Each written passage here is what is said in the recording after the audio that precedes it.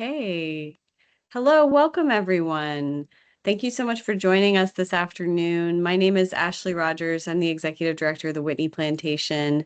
And today for our book club, our book talk, we are joined by John Garrison Marks, PhD, who is a historian and writer exploring the United States histories of race, slavery, and public memory.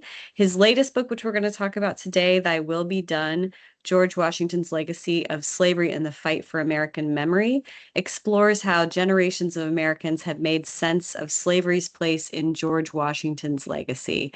His work has appeared in the Washington Post, Time, Smithsonian Magazine, and elsewhere.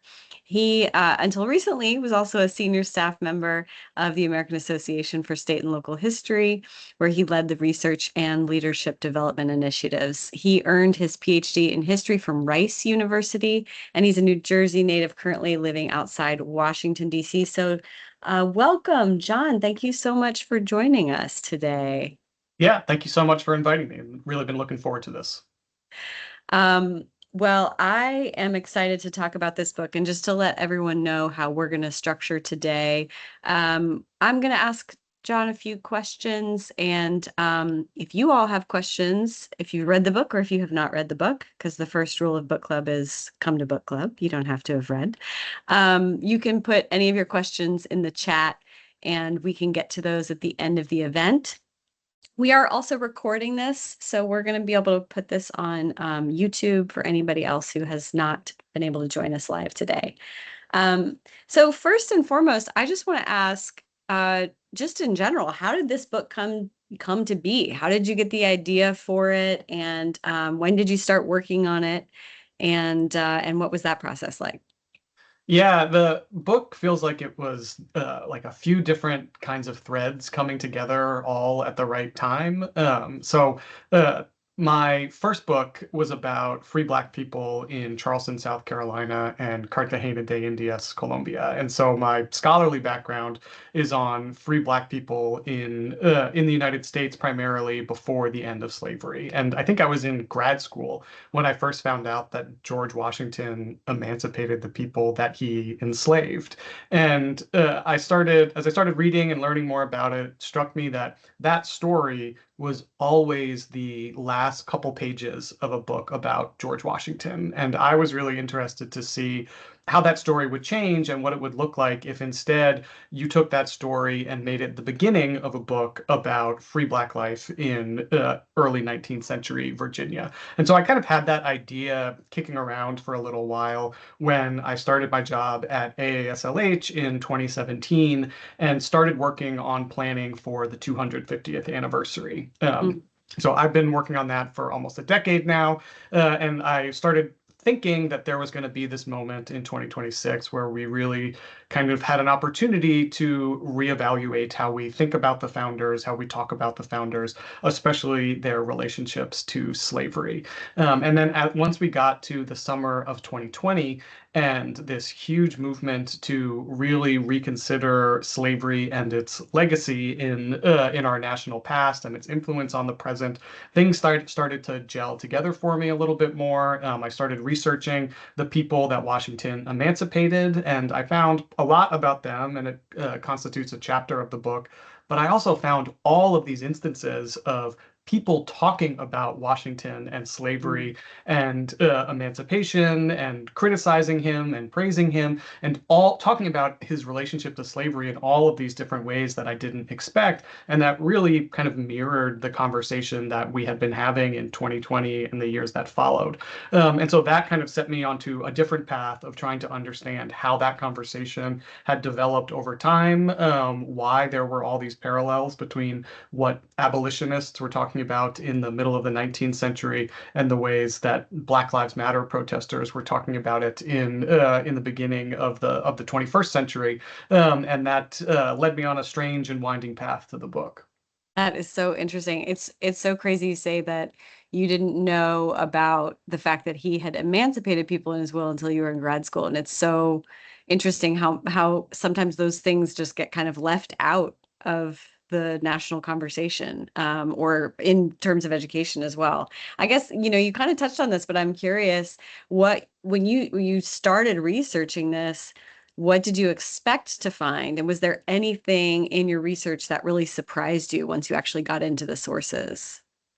Yeah, I think the thing that surprised me the most is how much the conversation, even while Washington was still alive, really paralleled the one that we've been having over the last 5 or 6 years. I think there's been this really clear kind of binary, this back and forth of people who want to talk about Washington as a hero and as the foundingist father and the father of his country and all of those things, and want to kind of ignore slavery and think it shouldn't be counted or talked about in his legacy. And people who rightly criticize Washington, but really try to depict him as an unredeemable villain for his involvement in slavery. And it's just kind of these two sides of this binary. And when you go back into the research and into the primary sources, there were people who were criticizing Washington while he was still alive, writing letters to him, criticizing him for being a hypocrite. And then after he dies and frees the people that he enslaved using his will, there are people all through the 19th century, all through the 20th century, who are really kind of picking and choosing from Washington's Mm. story and often criticizing him in ways that are really brutal, to be honest with you. And I think there's a sense over the last few years that some of these criticisms of Washington are uncalled for or beyond the pale, or are trying to look at history through the lens of the present or something like that. But when you look, for example, at what abolitionists said in the middle of the 19th century, or what Black educators and activists said about Washington in the early 20th century during Jim Crow, these were some of the most searing criticisms that have ever been put out of Washington.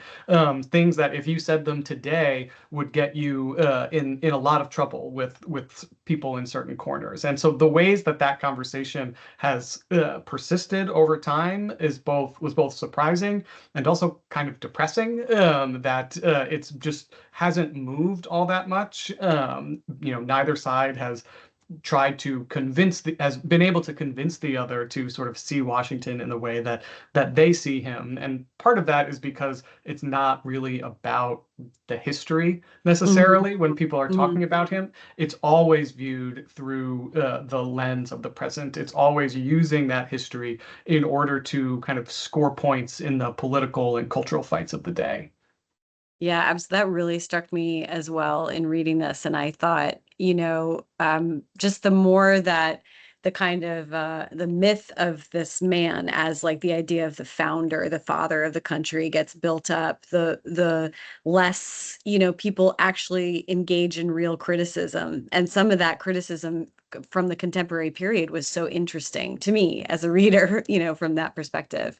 I'm curious too, like whenever you get into archives, it's like you're hoping for one thing and you might find a different thing. And, this is an interesting time to be researching as well, because I did a lot of research during the past few years and archives were closed and things were difficult to access. And were there any type of roadblocks that you encountered when you were researching the book, or things that you were hoping to find in the archives that you just couldn't find? Yeah, it's funny answering this question because with my first book, I'm trying to find stories of free Black life, and you're, piecing together evidence and scraps and trying to find, any bits you can to try to add depth and texture to these people's lives. And that was very much the experience of trying to write the chapter on what happened to the people that Washington freed from slavery in his will. And there it's even more challenging than it was with my first book, because I need not just the picture of free Black life in Fairfax County, Virginia. I want to know what happened to specific individuals. And so it demanded that I look at, census records and tax records and free black registration books and all of these little bits and pieces to try to cobble something together that could at least give me kind of the outline of someone's life, even if it's not a particularly detailed portrait. And so that was really challenging, but also kind of a familiar research problem for me. What was interesting and really different for me researching this book about George Washington is that when you talk about Washington, it is the opposite problem. There Right. is so much that is not only written about Washington in books and articles and pamphlets, but Washington comes up in conversation so often. People, because that's a big part of what the book looks at, is how are people invoking Washington in different times and in different places, that it happens so often that there are all of these different paths that I could have gone down, or rabbit holes that I could have gotten drawn into, that I had to be like, nope, they're talking, this is talking about something else. They're talking about Washington, but it's not about slavery. Or even they're talking about his will, but they're not talking about the Mm. emancipation provisions in his will. Like for a while in the 19th century, anytime someone gives someone else a sword, they reference Washington's will because he, gifted several sabers to people Oh. in his will. And so I would get these hits in newspaper databases and things like that, and it would be about Washington's will, and it would be fascinating, but I'd be like, no, I can't look at that right now. I have to sort of keep my eye on the ball. And so that was, a real challenge to try to sift through all of that abundance of primary sources to try to actually find the things that I was looking for. But I was really fortunate because I got a fellowship to research this project at the Library of Congress, and Mm. is nowhere where researching this book would have been as efficient and as easy as it was at the Library of Congress. A big part of the kinds of sources that I was looking at are published sources, are newspapers and newspaper articles and books and things like that. And I had access to every online database imaginable, things on microfilm. It took me months to find something that I wanted to see that the Library of Congress didn't have. And it felt like a real achievement once I had found something that I couldn't get access to at the Library of Congress. And then one more thing I'll just say quickly is that in the last chapter of the book, I had several interviews with the members of the descendant community of people who were enslaved at Mount Vernon, and that for me was a very different kind of research than I had done in the past. But I knew it was going to be a really important part of the book, of getting their perspectives, and so there were some new research challenges in there as well. Yeah.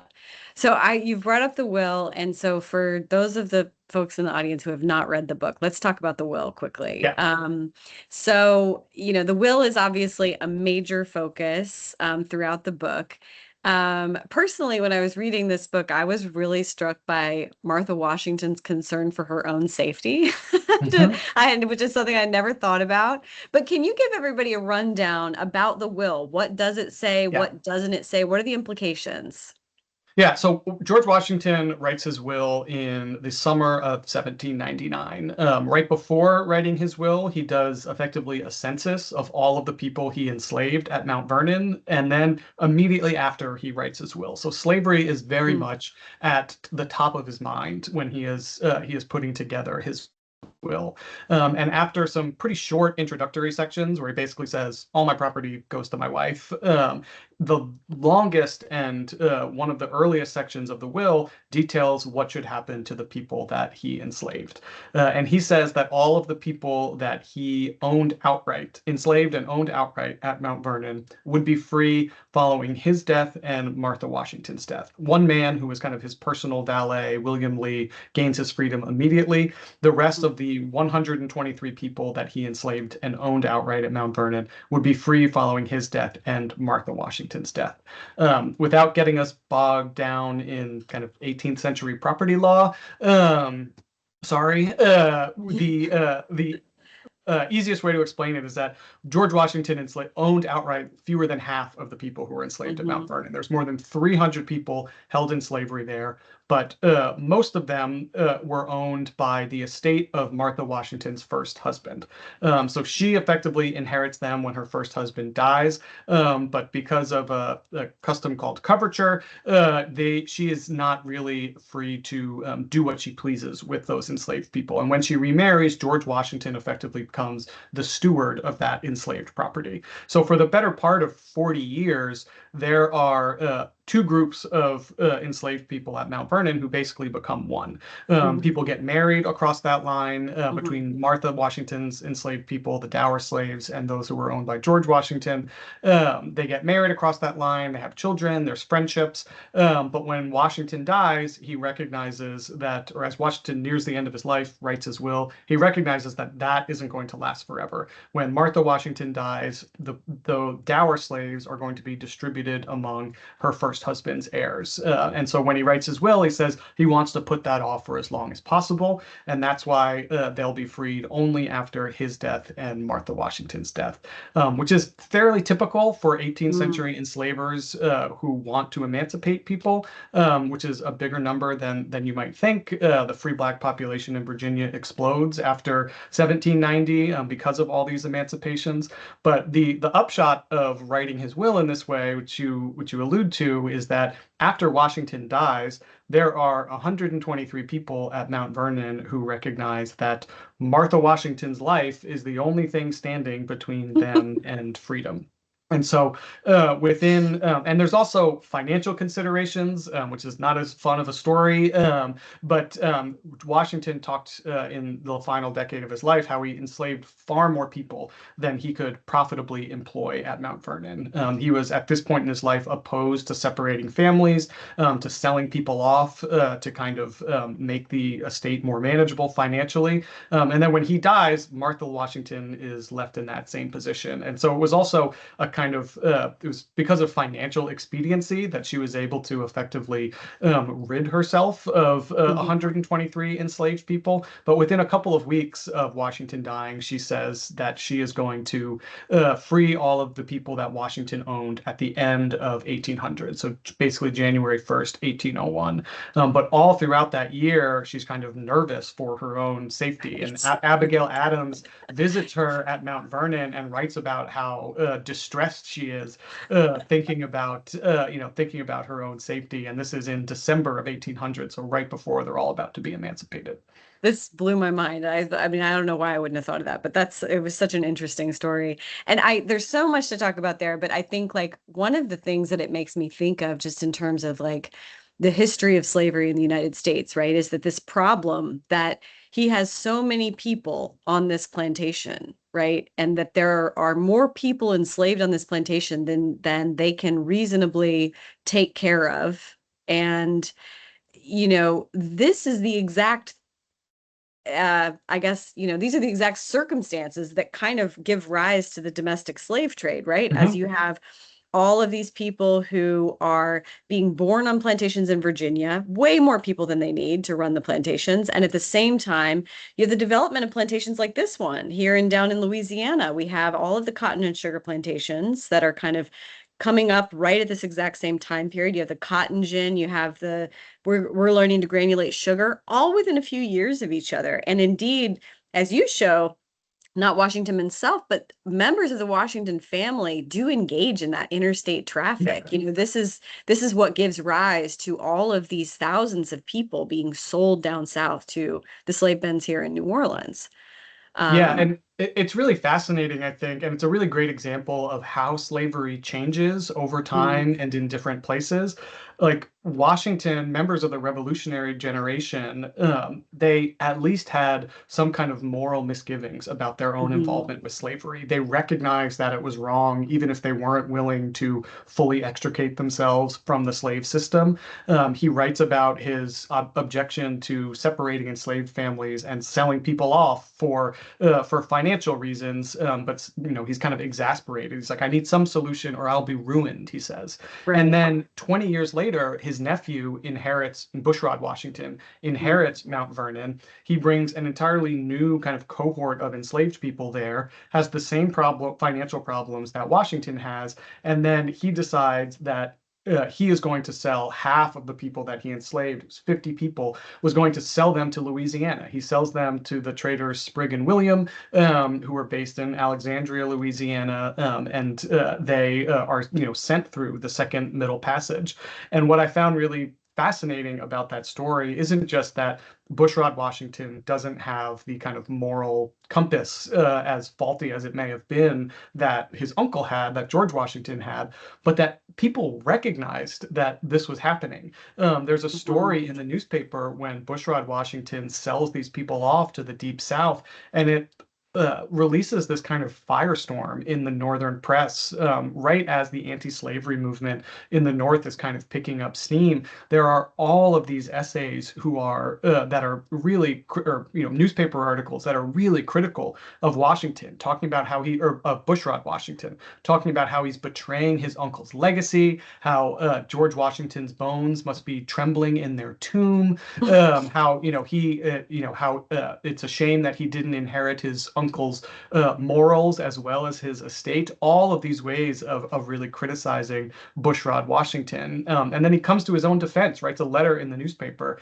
and you really see the development of the kind of pro-slavery rhetoric and ideology in the Mhm. 1820s, because he says no one can, has any right to question his legal or moral right to sell these people to the Deep South. And he criticizes the people Washington freed from slavery and says they amounted to nothing. Mhm. They couldn't make lives for themselves. If Washington was still alive today, he never would have freed them. And so you see the ways that his legacy is being invoked in these different ways, and you see how the ideology and the rhetoric around both pro-slavery and anti-slavery starts to shift in the first decades of the 19th century. Yeah, I this is a one of the major themes of your book that I found really interesting too, which is that people claim Washington, right, on different viewpoints. And it's partly because his views are so malleable and they shift over time, right? So there's like all these ways that different people can find purchase in what he said and say that represents us. So just thinking about that, like why was it so important during the slavery debate of the 19th century, the pro-slavery, the anti-slavery folks that you've brought up, for people on both sides of that debate to have Washington in their corner? Yeah, I think what's important to remember is that then, basically the same as now, no one has more symbolic power for Americans than George Washington. Being, especially when Washington is still in living memory for some people, Mhm. it is just unbelievable the kind of symbolic power he holds for people. And so, for anyone trying to make points about virtually anything, being able to claim Washington's legacy, being able to invoke his name, his history, to say that I'm doing what George Washington would have done, is this really powerful rhetorical tool. Mhm. Bringing his name into the conversation is going to support your points. It's going to help people talk about the issues that you care about. And so you see his name being invoked by both abolitionists and pro-slavery Southerners in the lead up to the Civil War in these really fascinating ways. Even just among abolitionists, they don't agree on what the most useful way to invoke Washington is. So you have Mhm.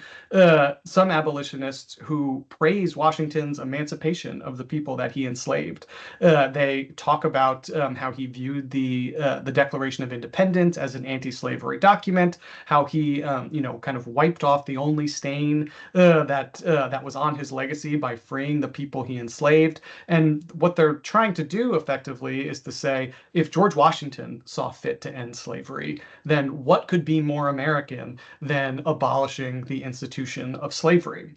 But then you have other abolitionists, especially the radical abolitionists, when you get Mhm. into the 1840s and 1850s, people like William Lloyd Garrison, people like Parker Pillsbury, who are using this really damning criticism of Washington to make the case that the injustice of slavery is woven into the very foundations of the country, and only radical action is going to be able to draw it out. So Parker Pillsbury, for example, example, calls Washington a traitor to the cause of freedom. They're reminding audiences again and again that he was a slave owner, slaveholder to the day of his death. And Hmm. sometimes abolitionists are being run out of town by angry mobs because they are saying these negative things about George Washington. But they do it because it's radical, Hmm. because it is getting the anti-slavery issue to, continue to be on the front page of the newspaper, to be talked about in different circles. But what's I found really fascinating is that you have pro-slavery Southerners at the very same time citing some of the same history, but Hmm. using it in the exact opposite way. So when, particularly with the history of the Confederacy, there you have all these white Confederate leaders who are making the case that Washington fought a war to overthrow a tyrannical government, and Washington enslaved other human beings, and that is what the Confederacy is trying to do. And Hmm. so when, for example, like when the Confederacy inaugurates its permanent government in 1862 in Richmond, they do it on George Washington's birthday, and they do it in front of a giant statue of George Washington. Wow. And lest that symbolism go unnoticed, Confederate President Jefferson Davis says that they're carrying on the traditions of their revolutionary forefathers, and that their cause was fitly associated with the day and the setting in front of this statue of Washington. And so by kind of selectively citing his history with slavery, they're able to turn him into this endlessly flexible symbol that can support their cause.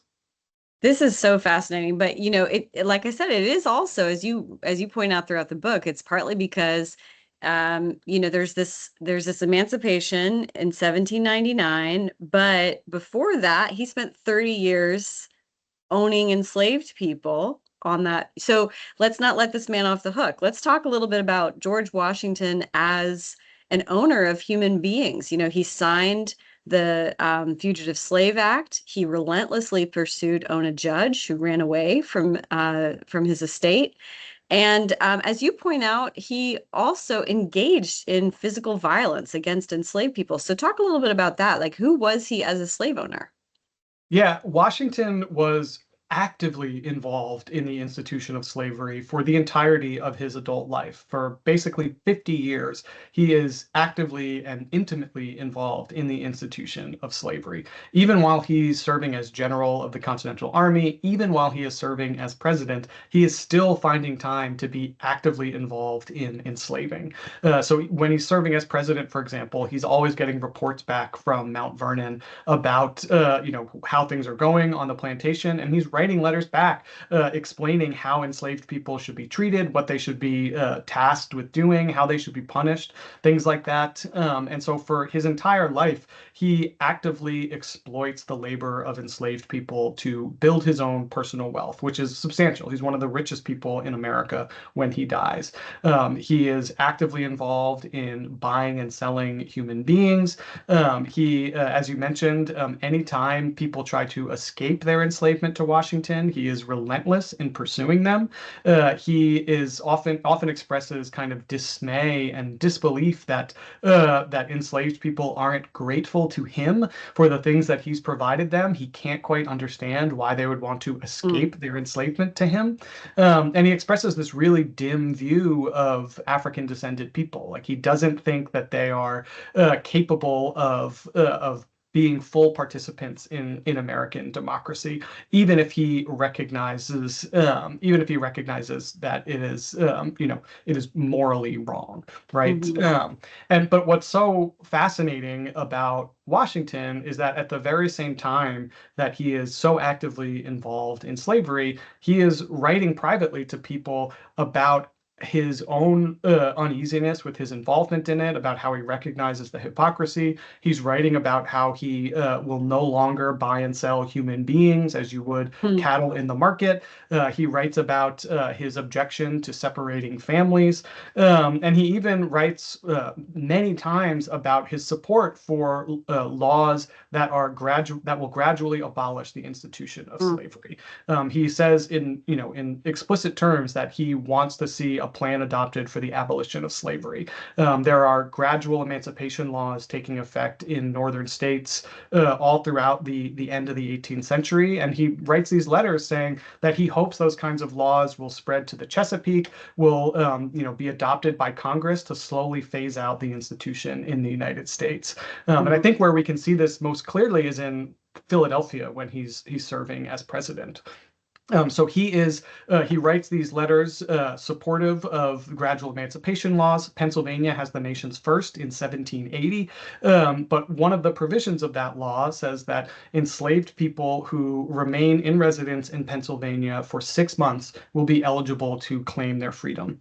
And Hmm. Washington learns that that law is going to apply to him and the people that he enslaves as well. And so he develops this scheme privately and in secret and explains in his letters that it must be kept secret to it kind of transition and rotate enslaved people out of Pennsylvania before they are there with him for 6 months. So they are brought to Virginia or they're brought across the river to New Jersey for a couple days before they reach 6 months, before being brought back and kind of having the clock reset. So at the very moment that he is writing about how supportive he is of gradual emancipation laws, he is actively working to undermine those very same laws to make sure that they don't apply to the people that he personally enslaved. And so this is like the unresolvable kind of contradiction of Washington's relationship with slavery. And I think it would be easier to say that's great that he wrote those things, but this is what he did.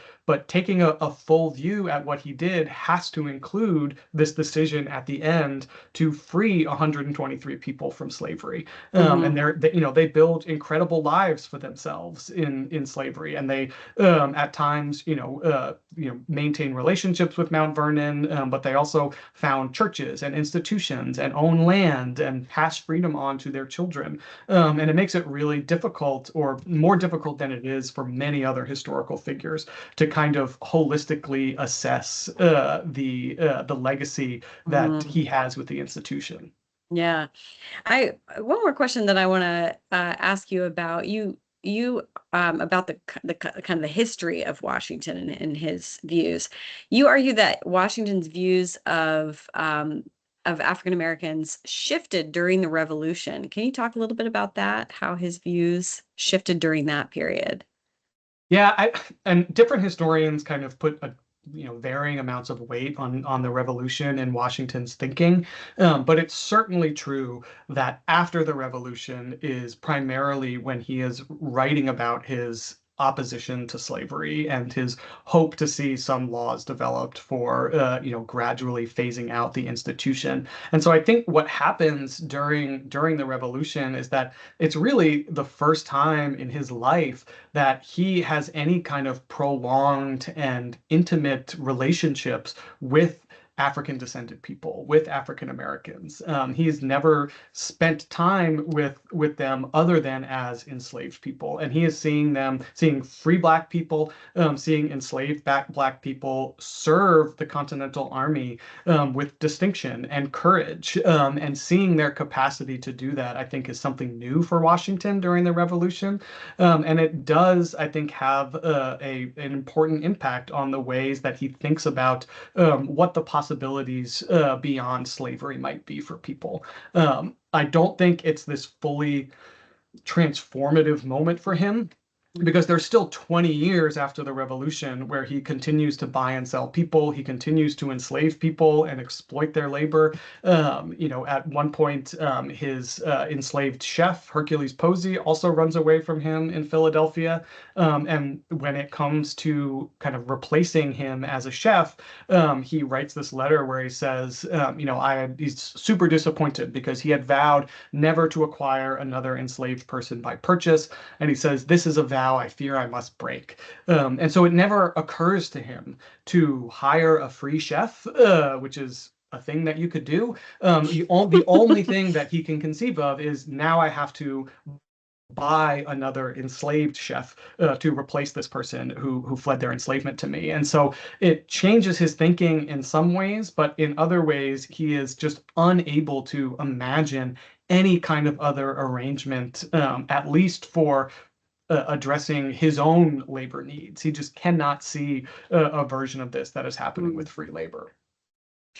That's so fascinating. I want to talk a little bit about Washington and legacy, right? So you talk a lot about this in the book too, is kind of what we're left with as Americans. And thinking, I mean, I'm assuming rightly or wrongly that the audience for this book and kind of who you've encountered is probably like one group of people, and then maybe as you were doing research you're talking to different people. I don't know.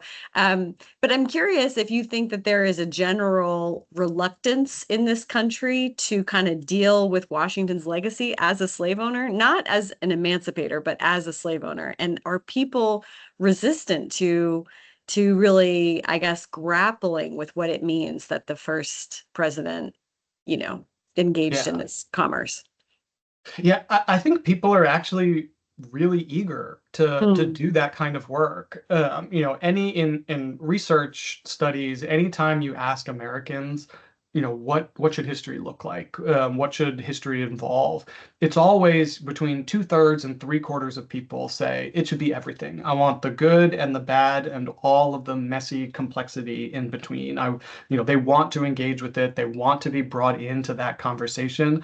It is always a third or less of people who think history should just be this series of celebrations and Hmm. and should inspire patriotism and should just be about all of the the kind of triumphant march of freedom. It happens to be a very powerful group of people who hold that view at the moment, but it's not what most people actually want out of their history. Hmm. And I think what there isn't enough of, and I think what would allow people to do this better is more people who genuinely want to can genuinely help people understand that history and talk about it and kind of facilitate conversation about their complex feelings about Washington, and rather than using Washington's history with slavery just to try to make points about the present, whether that's about the non-existence of racial injustice or the horrible persistence of racial injustice in the present. I think there is there this is where the work, I think, of historic sites and museums and public history organizations is so important, because they are one of the few places that can actually kind of guide people through that conversation, and help people understand history in all of its depth and complexity, Hmm. and kind of work through some of those ideas. But I think we have to make space for people to look at this and understand it in different ways and at different paces even. No one stands in for the nation in people's minds more than George Washington. Hmm. So for a huge number of people, especially white people, who think of American as being an important part of their identity, criticizing George Washington feels like you're criticizing America, and thus feels like you're criticizing them. Hmm. And so that, even if they want to understand this history, it can be a difficult conversation for them. And part of what I'm hoping to do with the book and some of the conversations that have cropped up around it is to create space for people to work through those ideas and come to this broader understanding of what Washington's legacy is, and or even if they can't make meaning out of it necessarily, to at least understand the kind of complexity and full story that it entails. I'm curious if he's you show so many examples of the ways that, like, as we've talked about, his actions, his words are contradictory. What people say about him is contradictory. It Hmm. kind of feels like the more I read the book, the more I felt like I was confused about who he is. And I'm wondering, like, you've done all this research, you've written this book. Do you feel like Washington is someone we can really know and understand? Do you feel closer to knowing who he is after writing this book? I feel further away. He's so frustrating, and this is the kind of double-edged sword of having someone whose writings have been documented so extensively, is that we know everything that Washington did, and we have so much of what his private thoughts were from his conversations with other people. Anyone who talked to Washington went back and wrote about it, and so we have this kind of kaleidoscopic view of Washington's world in a way that we almost never have for other historical figures. Anytime in historical research you are, trying to have part of something stand in for the whole, right? To say that this is what we have, this is the evidence we have, and this is the story that I'm going to tell about it. With Washington, there's just so much more of it.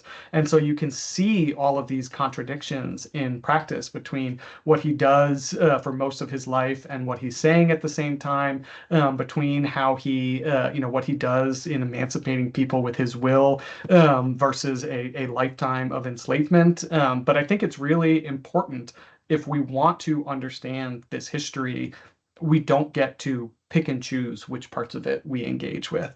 And like, to be clear, if you look at all of that and say this man enslaved other human beings for 50 years and that's the end of the story for me, like, that's fine, and that is a reasonable judgment to make.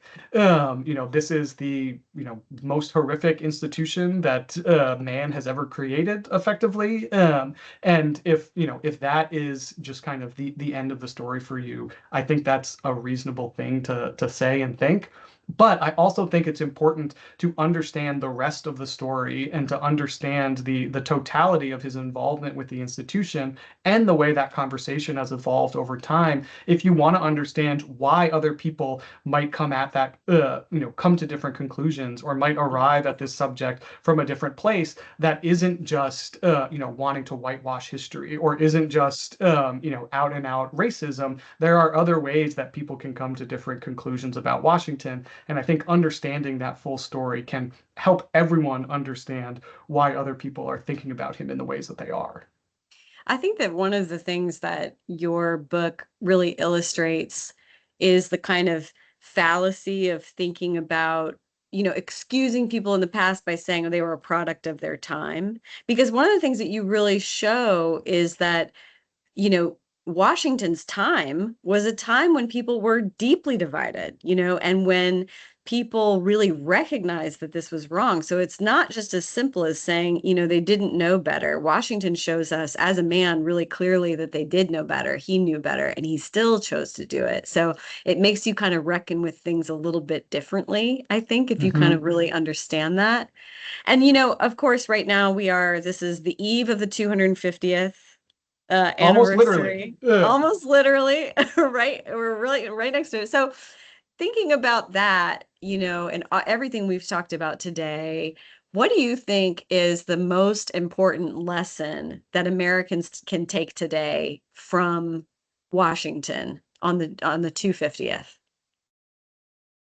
That's a great question. I've been working on the 250th for a long time. Yeah. There is since 2017, so almost a decade. No one is looking forward to this being in the rearview mirror more than I am. But since from the almost the very beginning of my work on the 250th, what I have hoped it would help us accomplish is reintroducing people to American history in a way that is more inclusive of a broader range of stories, that is more accurate and honest about the complexity and ambiguity of the past. And so for me, there's not one lesson to take from Washington, but what I hope this story and this history in particular helps people understand a little bit better is the need to sit with ambiguity and get more comfortable with history's complexities and with the idea that history doesn't always have all the answers for us. I think it's we want histories to have a clear lesson at the end, and to be able to to be able to give us the answer about today's challenges or what we should do next. But it rarely works out like that in practice, especially when it comes to someone like Washington, for whom we have such a rich source base and so much history, that there is just contradictory information here. There are irreconcilable ideas just within Washington's own life.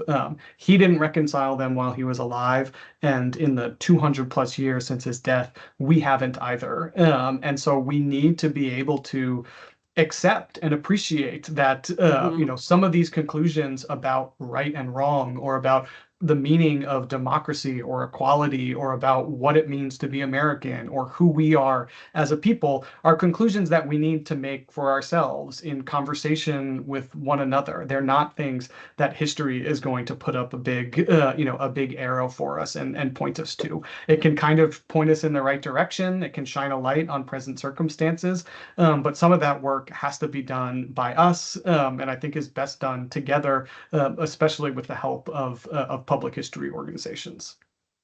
Thank you so much. Okay, I want to get into a little bit of the Q&A, and John Rudder has actually anticipated one of the questions I was going to ask. There are a lot of presidential plantations in Virginia, and I don't think any of them call themselves plantations. Am I wrong about that? Do any of them say you got Montpelier, Monticello, Mount Vernon?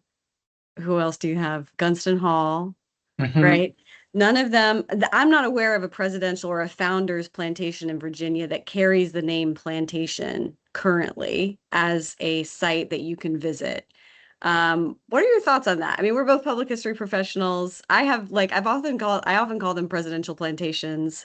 And it's like, yeah, that's just not something that is being sort of claimed, I think, by a lot of those sites, even if they know that they were plantations. Yeah, this is a tough one, and I'm sure that you have better developed thoughts on this than I do.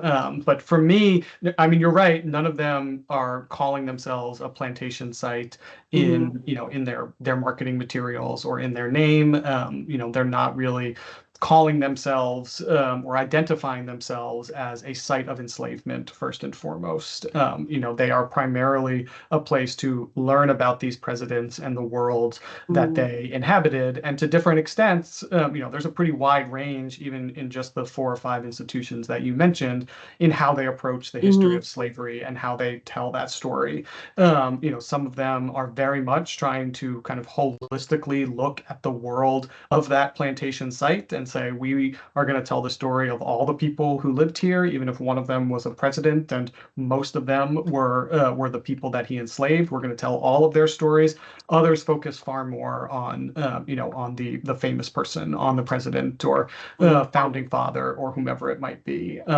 But I also think that we tend to get bogged down in some of this nomenclature and terminology, whether it's plantation or, I know it, I'm not sure if people are still doing it to the same extent, but calling them slave labor camps. Hmm. And I think there's a lot to be learned there, certainly as a professional conversation, as an academic conversation. But for the people that these institutions are serving, they are going to recognize them as the big name that the person who Hmm. lived there gave to the site.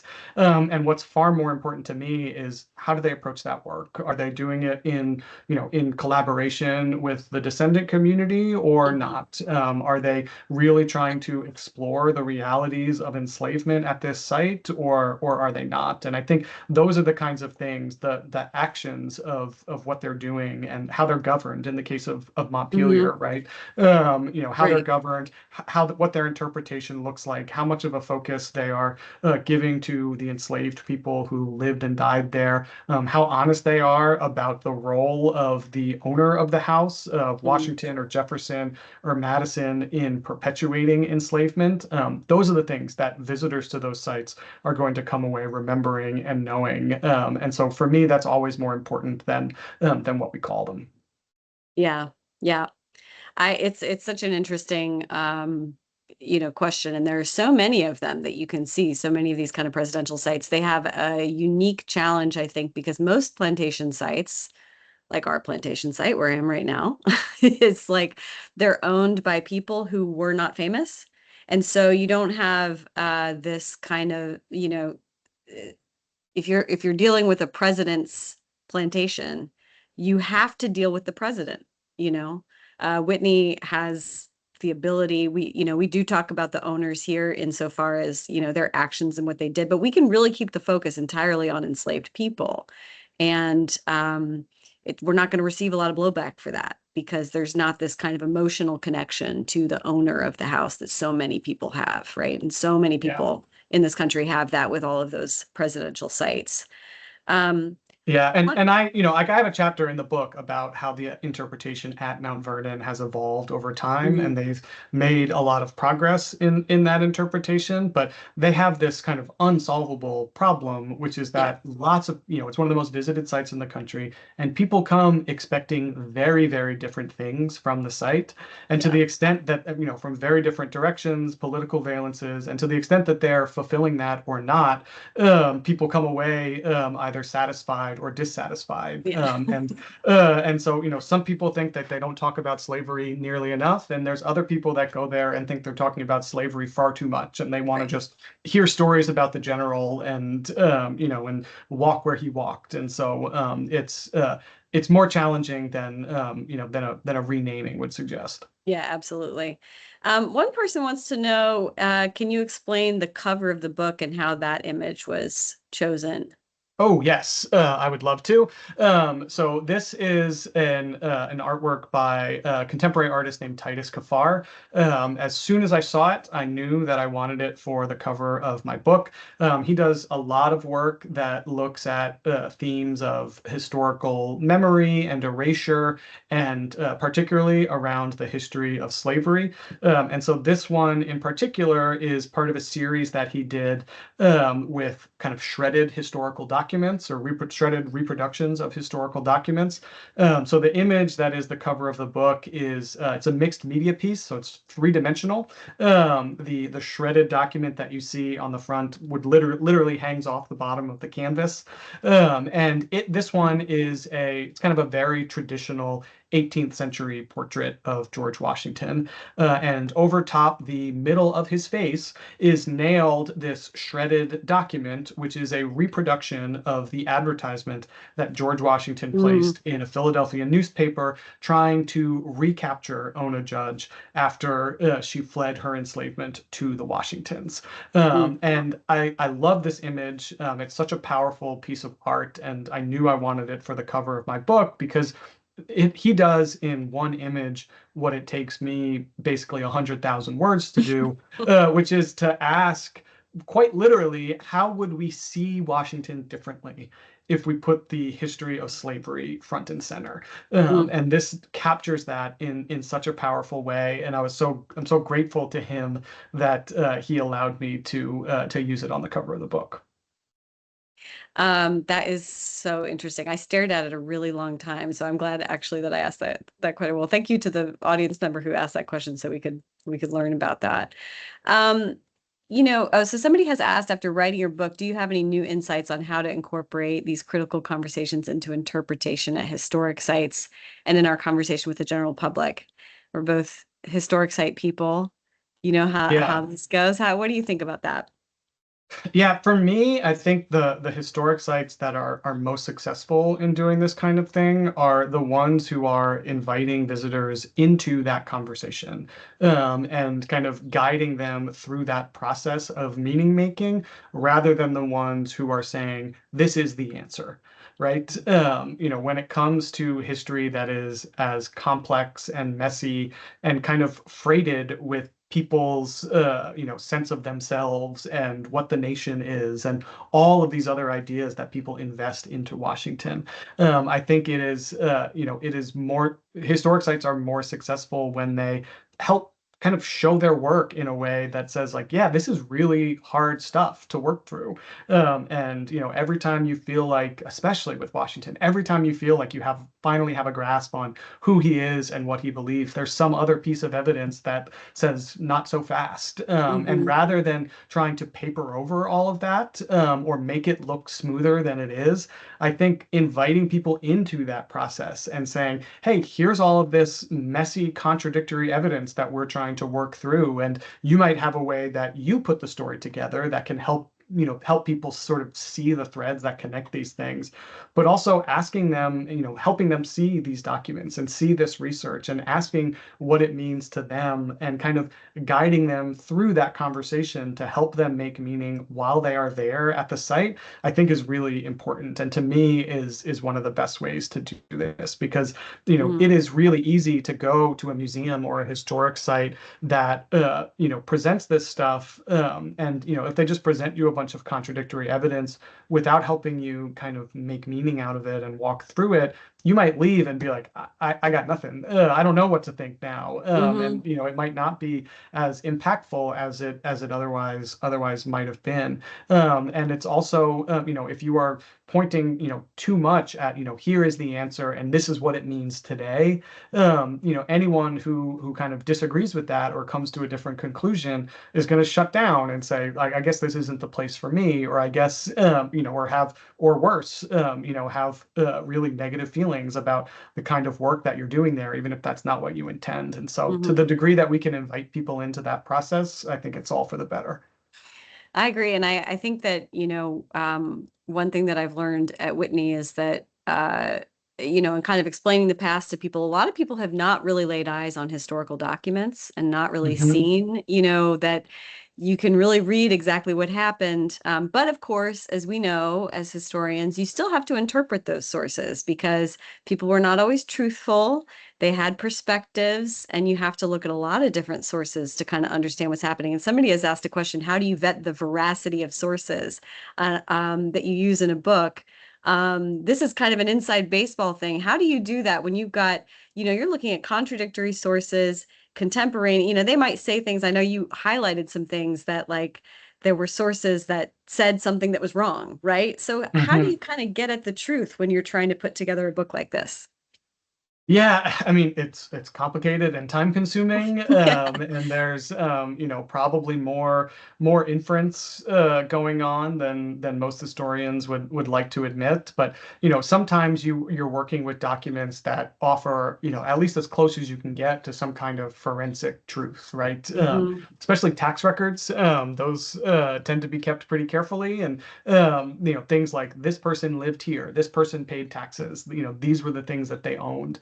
Washington's own journal entries at least give you his perspective on what he was thinking at the time, and then you have to see if you can find somewhere else. Well, did that actually happen? What was how true to life are some of these statements, and so it's always about trying to amass as much evidence as you can to support the conclusions that you're making. But there's always Hmm. kind of an interpretive leap that happens there where Hmm. you say, okay, this is all that I have, and this is what I think it means. But it's why history continues to get written, not just because we keep finding new sources, but because a different historian might look at the same set of sources and ask a different question, or they might look at Hmm. the same set of sources and come to a different conclusion. I feel like I think of this project as being a cultural history in a lot of ways. And in some ways that makes it easier because I'm tend to be concerned less with, okay, is what this person saying true, than I am with, oh, why are they saying these things? And it's Hmm. really interesting to me that they're trying to make this case, whether they even believe it themselves or not, that they're in public discourse trying to say that Washington believed this or Washington did that.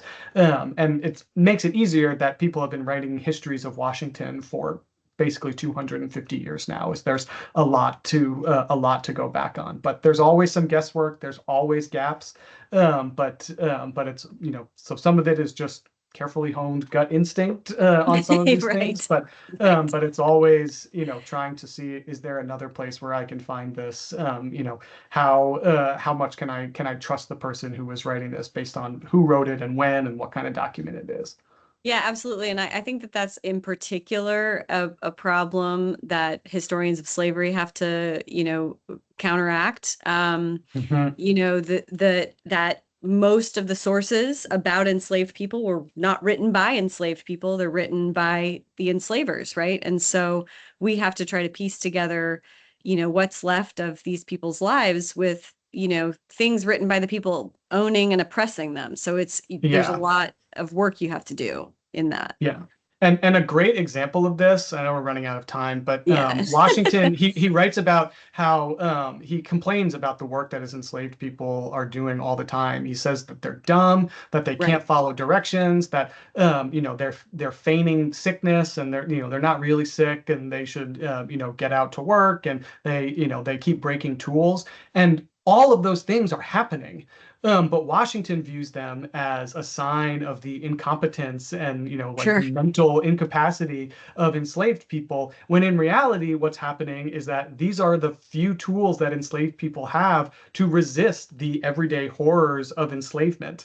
And so you Absolutely. have this same set of documents about the actions of enslaved people, and Washington's very much interpreting them one way. And in the last 30 or 40 years, historians have used those and been like, oh, this is what's happening here. Right. This is resistance. It's not, Right. it's not stupidity. And Right. it's really fascinating how that can happen. Absolutely. Well, thank you so much. We're going to wrap it up for today. Thank you to everyone for coming and Thank you, joining everyone. us today. I really appreciate your time, Dr. Marks, and everyone buy the book if you haven't bought it already. Please buy it and please read it. It's a great read. Yeah. Thank Thank you you for so being here. much. Thank you for having me. Yeah, take care.